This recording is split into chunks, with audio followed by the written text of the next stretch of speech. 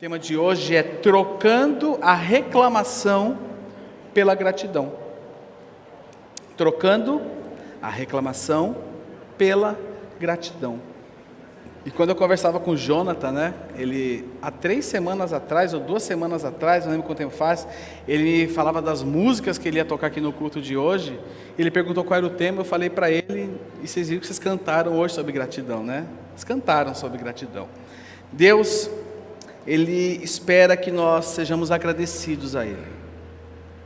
Deus espera que nós sejamos agradecidos a Ele todos os dias. Sabe por quê, irmãos?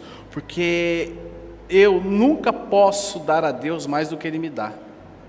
Eu nunca venço a Deus no quesito dar. Porque quanto mais eu coloco diante dEle, mais Ele me abençoa e mais Ele acrescenta sobre a minha vida. Eu quero orar com vocês aqui agora, para que o Espírito Santo de Deus possa estar falando aos nossos corações e nós saiamos aqui totalmente transformados, tocados e abençoados em nome de Jesus. Senhor, obrigado por essa manhã, obrigado que o Senhor tem se movido em nosso meio desde as ministrações do louvor, em todos os momentos, meu Pai. Que a Tua bênção esteja manifestando-se na vida dos Teus filhos. Que os Teus filhos sejam tocados pelo Teu Espírito Santo. Que essa manhã seja uma manhã de direcionamento pela Tua Palavra. Que este dia seja um dia de direcionamento da Tua Palavra. Que possamos ser abençoados, tocados, transformados, restaurados, exortados pelo Teu Espírito nessa manhã. Que todo estudo, meu Pai, seja colocado de lado, mas que manifestes aqui, Senhor, a vontade soberana Sua sobre os Teus filhos e sobre a Tua igreja, em nome de Jesus. Amém. Amém. Glória a Deus. Nós vamos falar sobre gratidão. E meus irmãos, trocar a reclamação pela gratidão é difícil. Trocar a reclamação pela gratidão é difícil. Sabe por quê? Porque às vezes damos lugar à carne e nós começamos a reclamar muito. Nos tornamos viciados em reclamar, reclamamos de tudo. Reclamamos de, pode estar tudo bem, mas vai fazer a viagem das férias do sonho, e chega lá, reclama do tempo. Irmãos, nós fomos viajar de férias, olha só que férias. A gente foi, choveu, nós ficamos 10 dias em Florianópolis, choveram 8, e voltei com Covid. Não é verdade, Fabiana? Ficamos 10 dias, fomos de carro ainda, aquela coisa, amo viajar de carro, assim, de paixão ficar. Pegamos um trânsito, a viagem que era para durar 6 horas, durou 10, na ida e na volta. 10 horas do carro, todo mundo com Covid, era suspeita até então, não sei lá, né? 8 dias chovendo, mas sabe o que nós fizemos? Demos graças ao Senhor. E teve um momento ali que a gente, toda vez que nós viajamos, fazemos um culto doméstico no local que nós estamos, e ali a gente falava do prazer de estar ali, né? Como era bom, porque Deus, Ele é soberano, e nós precisamos aprender a deixar a reclamação de lado. Deixar a reclamação de lado, e precisamos aprender a dar graças ao Senhor. Filipenses 4:12, o apóstolo Paulo diz algo que tem muito significado para nós entendermos o contexto disso, que ele diz o seguinte: sei o que é passar necessidade, e sei o que é ter fartura. Ele está falando que ele conhece os extremos. Sei o que é passar necessidade, e sei o que é ter fartura. Aí ele diz: aprendi o segredo de viver como que diz aí? Contente em toda e qualquer situação. Então ele está falando que ele aprendeu o segredo de viver contente, seja na necessidade ou seja na fartura. Aí ele diz: seja bem alimentado, seja com fome, tendo muito ou passando necessidade. O apóstolo Paulo nos ensina que ele entendeu que a sua vida era baseada na fé. Tendo muito ou tendo pouco, era necessário ser estável diante do Senhor. Aprendeu a viver contente. Sabe qual é o grande problema? A nossa vida, ela não é baseada na fé. As nossas vidas, elas são baseadas nas circunstâncias. As nossas vidas são baseadas nas circunstâncias. Então, quando eu tenho muito, eu estou agradecendo. E quando eu tenho pouco, eu fico triste e reclamando. E o escritor aos Hebreus, no capítulo 13, no verso 5, o escritor dos Hebreus, capítulo 13, verso 5, ele diz o seguinte: conservem-se livres do amor ao dinheiro, e contente-se com o quê? Repita assim comigo: eu devo me contentar com o que eu tenho. Contente-se com o que vocês têm, porque Deus mesmo disse. Todos juntos, 1, 2, 3.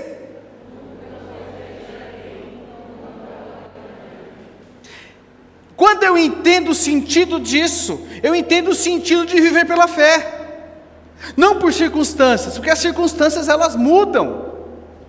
Hoje você pode estar vivendo o pior momento da sua vida, mas eu quero lhe dizer algo: amanhã você vai estar vivendo o melhor momento da sua vida. E quando eu vivo por fé, eu não vivo reclamando, mas eu vivo contente. Eu vivo contente. Eu vivo feliz. Eu vivo com o coração grato. Grato. Por quê, irmãos? Porque eu creio. Eu creio. As pessoas mais felizes do mundo são as pessoas que são agradecidas e satisfeitas. Como é bom estar ao lado de uma pessoa que tem um coração grato, uma pessoa satisfeita. Como é bom. Como é bom entender que tudo que temos vem de Deus. Eu me lembro de uma situação lá no começo da pandemia, quando nós começamos, começou a aumentar o volume de cestas básicas que a gente distribuía, e veio uma pessoa pegar uma cesta básica, e ela pegou um envelope, pediu um envelope de dízimo para mim, eu dei para ela, só estávamos nós aqui. Ela colocou o dízimo dela e me entregou, falou: isso aqui é meu dízimo. Na hora eu falei: não, fica, não. Eu nunca vou impedir ninguém de ser abençoado. E aquela irmã pegou a cesta e deixou o dízimo. Que atitude é essa? Atitude de gratidão. Atitude de gratidão. Vivemos os últimos dias. Eu falava com o meu amigo Bruno, que está por aqui, ali, ele está ali, que vivemos os últimos dias. O apóstolo Paulo escreve a Timóteo, 2 Timóteo capítulo 3, o verso 1 e o verso 2 é o que diz. 2 Timóteo capítulo 3, verso 1 e verso 2, diz o seguinte: saiba disto. Quais são os dias que fala aí? Os últimos dias. Sobrevirão tempos. Temos vivido aí, mercê de uma guerra mundial, uma pandemia, um vírus que começou no local da China, e a gente achava que nunca chegaria aqui, e por um momento tornamos-nos o epicentro disso no mundo. Dias terríveis. Mas olha o que o apóstolo Paulo escreve para Timóteo: os homens serão o quê?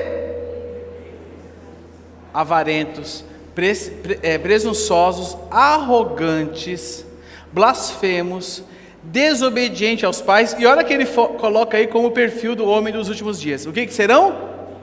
Ingratos. Os homens serão ingratos. Que contexto você tem vivido como discípulo de Jesus? Reclamando, porque a reclamação está totalmente ligada à ingratidão. A reclamação está totalmente ligada à ingratidão. Que como discípulo, como você tem vivido? Sabe, irmãos, nós temos mais do que muita gente. Às vezes temos mais do que precisamos. Então, ao invés de reclamar, comece a olhar tudo que você tem e ser grato a Deus. Comece a manifestar gratidão a Deus. Quando eu sou ingrato, quando eu sou reclamão, algumas coisas, essa atitude tem uma consequência sobre nós. Primeira consequência é o mau humor, né? O reclamão é bem-humorado? Ele reclama rindo? Não, ele é mal-humorado.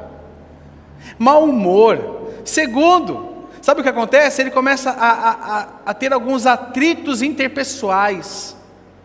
Ele começa a ter alguns atritos com as pessoas. Terceiro lugar, ele se torna uma pessoa ansiosa.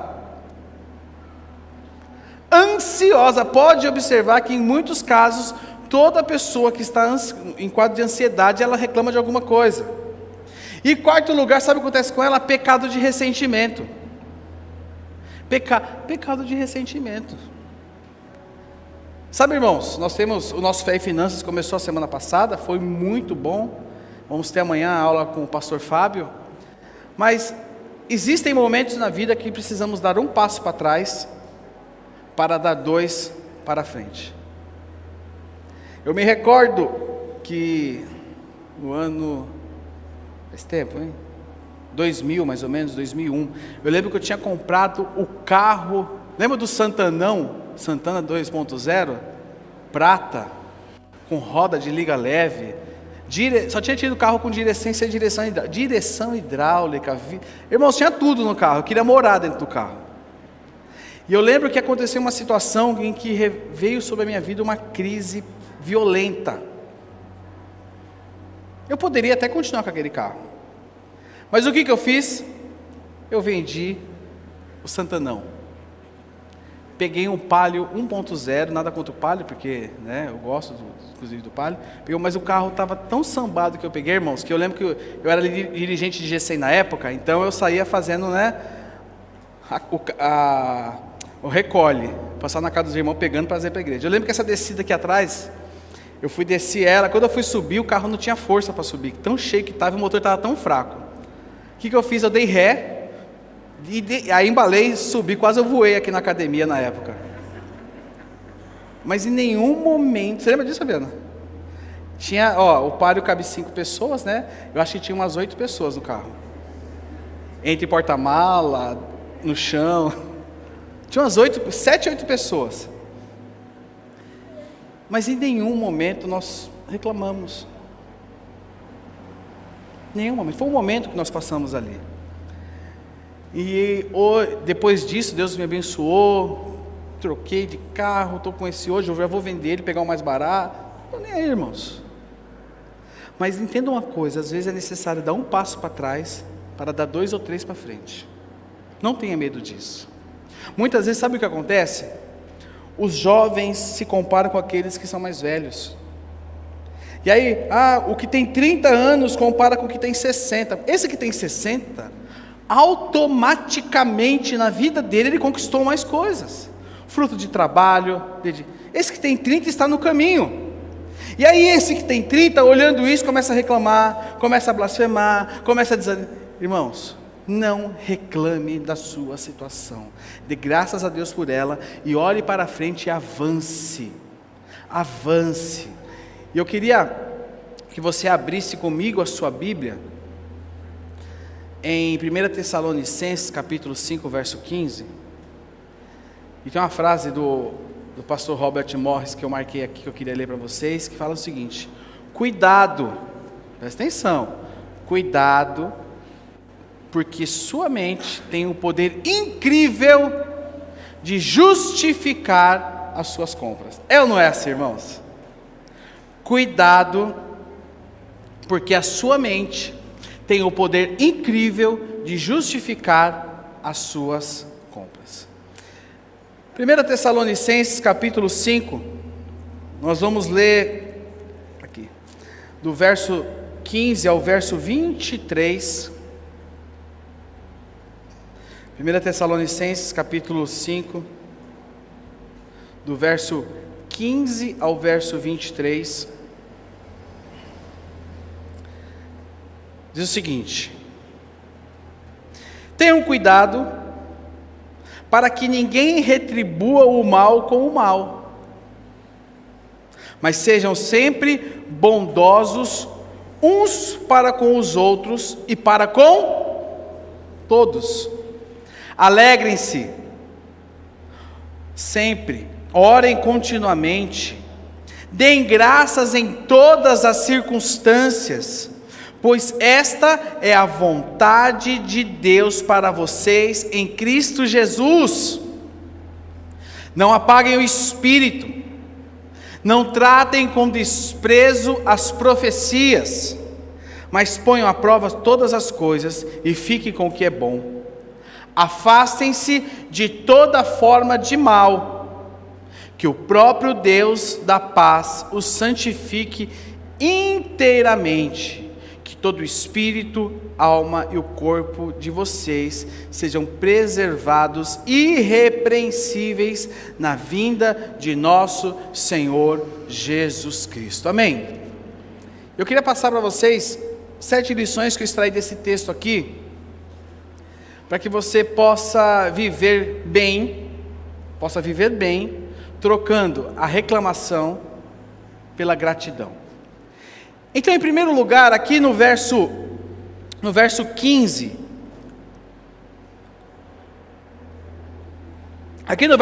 nos diz o seguinte: tenham cuidado para que ninguém retribua o mal com o mal, mas sejam sempre bondosos uns para com os outros e para com todos. Irmãos, primeira lição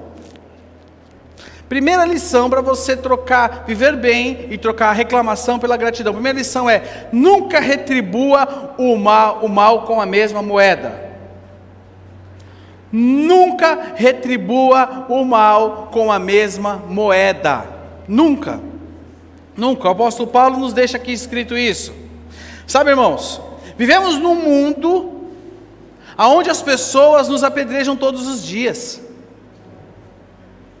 Vivemos num mundo onde nós estamos a qualquer momento suscetíveis a sermos caluniados, traídos, entristecidos. Mas o apóstolo Paulo fala para nós não pagarmos o mal com a mesma moeda. Não pagar o mal com a mesma moeda. Sabe por quê, meus irmãos? Sabe por quê? O bem sempre vence o mal. Eu não posso retribuir o mal com o mal, porque Jesus não retribuía o mal com o mal. Quando Pedro cortou a orelha do soldado, o que Jesus fez? Bem feito. Quem mandou vir pegar? Corta a outra agora, Pedro. Não. O que ele fez? Ele foi lá e colocou a orelha.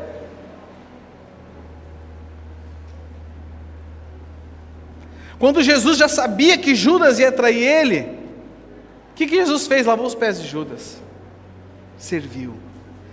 Nós, como discípulos, precisamos não pagar o mal com o mal, mas pagar o mal com o bem, porque se alguém lhe der um tapa, o que você tem que fazer? Dá outra face. E sabe o que acontece? Quando somos caluniados, traídos, apedrejados, e aí por aí vai, pela estrada fora,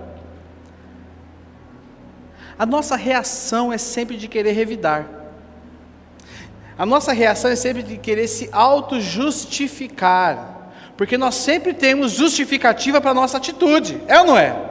Mas eu fiz isso por causa de... Não, irmãos. Não.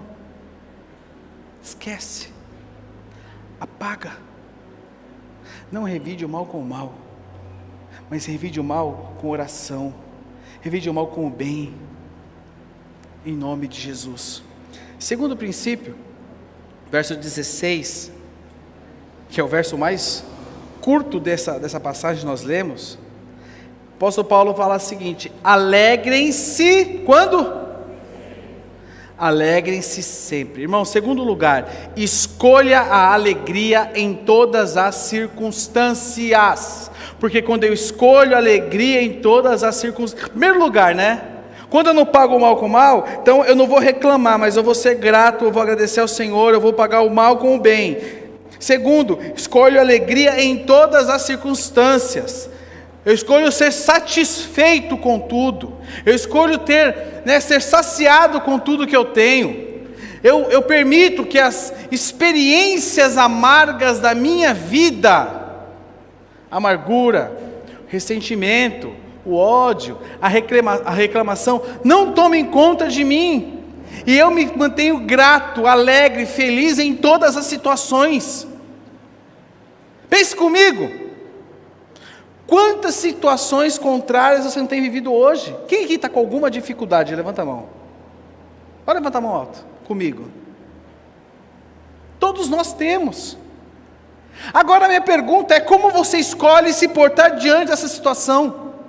A palavra fala e nos aconselha: alegrem-se quando? Sempre. Palmeiras perdeu? Alegre-se. Você é jogador do Corinthians, não recebeu o salário? Alegre-se. Se você é São Paulino, alegre-se, já não precisa nem falar, sorria. Se você é santista, alegre-se. Está difícil com seus filhos? Alegre-se. Está difícil no seu casamento? Alegre-se. Está difícil no teu emprego? Alegre-se. Está difícil, seja qual for a área da sua vida? Alegre-se. Alegre-se sempre. Sempre.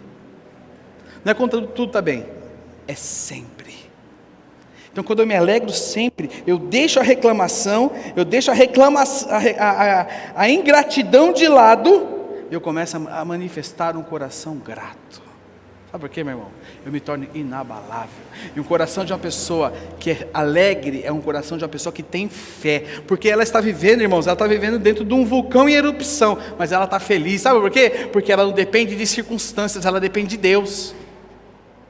Você depende de quem? Você depende de intenção de bolsa de valor? Você depende do quê? Nós dependemos do Senhor. Por isso que eu lhe digo, alegrem-se sempre. Terceiro lugar, verso 17,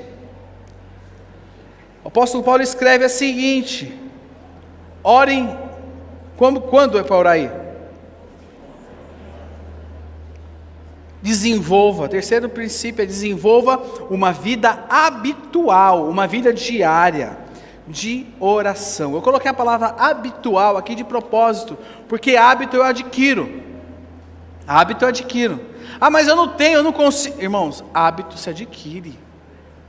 Coloque na sua agenda, coloque no seu dia a dia um momento que você vai ter de oração. Coloque no seu dia a dia um momento que você vai parar para ler a palavra, ler um bom livro e orar ao Senhor. Você vai começar com 10 minutos, 5 minutos.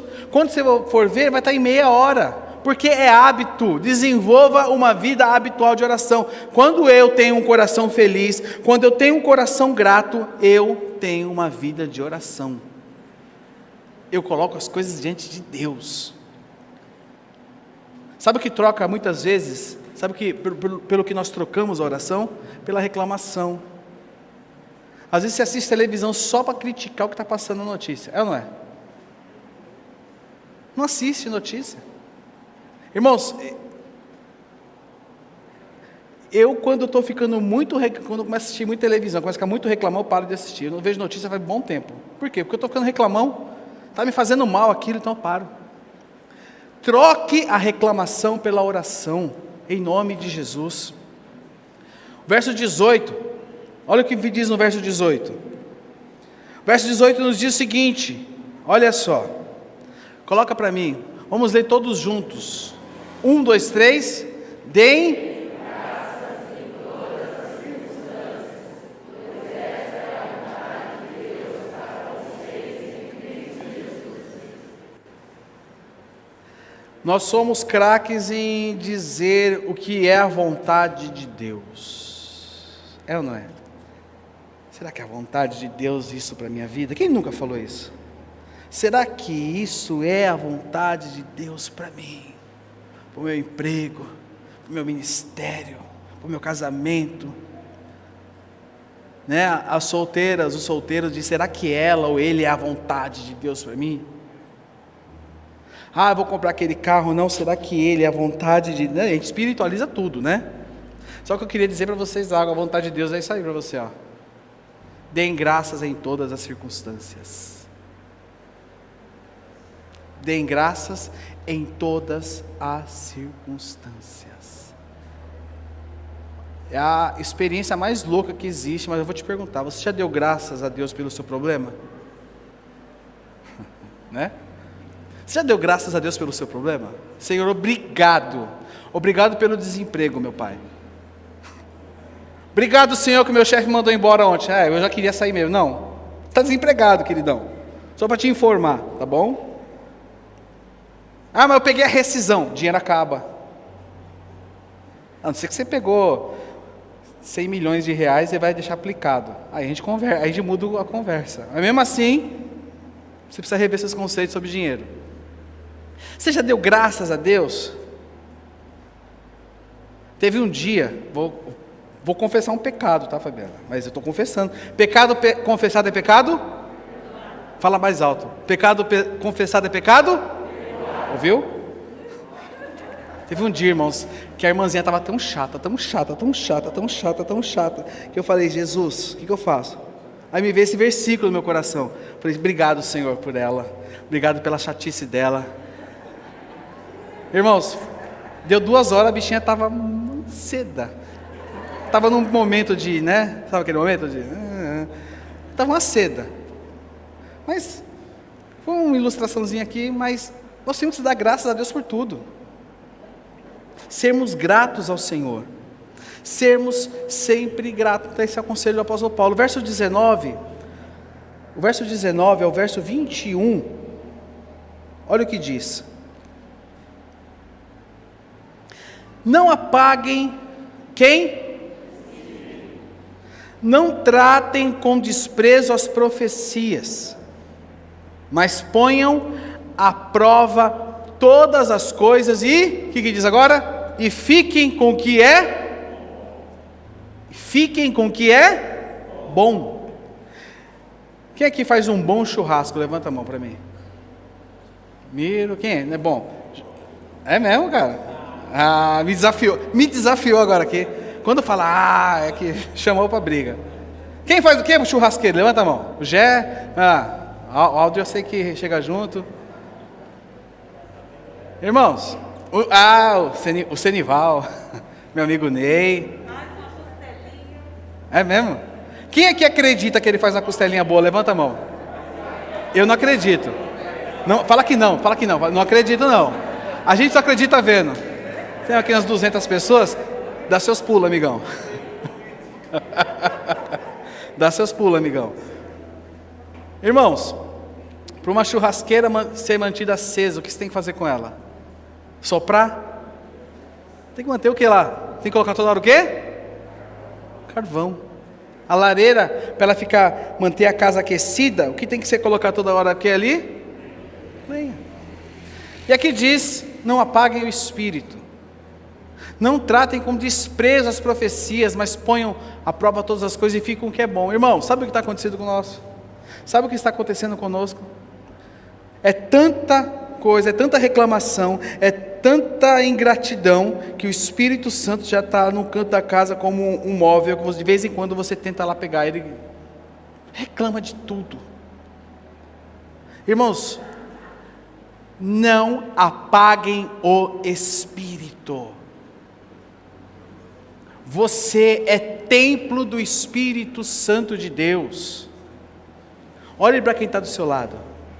Olhe para o templo que está do seu lado. Fala assim para eles, nossa, você está bonito, você emagreceu, o que aconteceu? Mudou o penteado? Ele é templo do Espírito Santo. Ele é templo. E muitas vezes, sabe o que a gente tem feito com o Espírito? Tratando ele como um móvel. No canto. Porque é tanta reclamação, é tanta blasfêmia, é tanta ingratidão, é tanta coisa, que o Espírito Santo fica de lado. E nós não vivemos na plenitude do Espírito. E aí começa a acontecer tanta coisa. E sabe o que acontece? Nós só pegamos o que é ruim. E aqui o versículo fala, e fiquem com o que é bom. Sabe por quê? Porque o Espírito Santo nos dá discernimento daquilo que é bom para as nossas vidas. Quem te dá discernimento do que é bom para você é o Espírito Santo. Quem lhe dá discernimento é o Espírito Santo.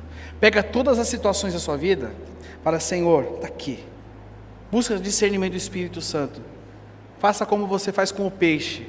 você come a carne e joga o espinho fora. E quem te dá esse discernimento é o Espírito Santo de Deus. Amém? O verso 22 de 1 Tessalonicenses 5 fala o seguinte: afastem-se de toda forma de mal. Sexto lugar, fuja de toda malignidade. Então, quarto lugar, seja sempre grato. Quinto, mantenha o fogo do Espírito aceso. Sexto, fuja de toda a malignidade. Irmãos, procure andar ao lado de pessoas que te promovam.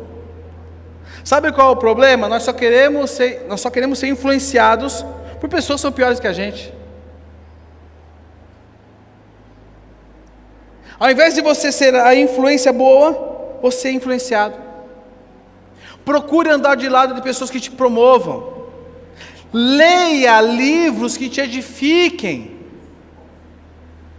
A nossa livraria, na realidade, os livros que estão sendo vendidos na nossa livraria hoje são livros que foram lidos por mim ou pela Maíra. Nós estamos lendo alguns. Os pastores também têm conhecimento dos livros. Nós não colocamos mais livros na livraria que nós não conhecemos. Tenho certeza que qualquer livro que está ali, você pegar, você vai ser abençoado e edificado. Tem muitos livros que eu já li, que eu falei, esse livro eu não vendo na livraria. Porque são livros que deixam, você acaba de ler, você com interrogação na cabeça. E aí, hein? Irmãos, leia livros que te edifiquem. Frequente a sua célula. Aliás, se você não faz parte de uma célula, está aqui uma grande oportunidade de você conhecer pessoas que vão te abençoar. Pessoas que vão te edificar. Ah, mas como é que faz para ir na célula? Manda um WhatsApp, 20734720, nós vamos encaminhar você para a célula mais perto da sua casa, ou a célula que se encaixe melhor com o seu perfil. Frequente a célula. Irmão, fuja da aparência você sabe o que é a aparência do mal na sua vida. Tem uma pessoa, um amigo meu, que todas as vezes que ele está sendo tentado, ele me liga. Ora por mim, Leandro, que eu estou sendo tentado agora. Ora por mim que eu estou com fraqueza na minha área sexual, e eu vi aqui algo que me despertou. Ora por mim. Com quem você faz isso? Com quem você compartilha as suas tentações? Porque é melhor você confessar tentação do que pecado. Com quem você compartilha isso? Você anda sozinho? Irmãos, é um perigo andar sozinho. Nós não andamos sozinhos. Nós não andamos sozinhos. É um perigo. Com quem você anda? Com quem você presta contas da sua vida? Nós, pastores, prestamos contas das nossas vidas. Eu tenho 2 pastores que eu presto conta da minha vida. Um me discipula, outro me mentoreia. E tem o pastor Carlos Alberto que eu ligo para ele me dar uma palavra sempre. Às vezes ele exorta, mas ele sempre dá uma palavra de incentivo também. Quem te exorta? Quem te exorta? Quem te chama a sua atenção para determinadas coisas? Nós precisamos disso, irmãos. Nós precisamos disso. Isso é vital e importante nas nossas vidas. Isso é fugir da aparência do mal. Sabe por quê, meu irmão? O diabo está louquinho para tirar o pior de você. Porque ele está escondidinho aí dentro. O diabo está louquinho para tirar o pior de você. Tirar o pior de você. Você precisa falar, você precisa ligar. Você precisa falar com o seu dirigente de célula. Você precisa expor para ele o que está acontecendo. Ah, mas ele não vai saber nunca, irmãos. Porque nós tiramos das nossas células, todas as células nossas não tem mais bola de cristal. Agora o dirigente não adivinha mais nada. Você precisa falar. Você precisa falar, eu estou passando por um problema assim na minha vida. Estou passando por essa situação, me ajuda. Fuja da aparência do mal. E 7º e último conselho. Busque a santidade como estilo de vida.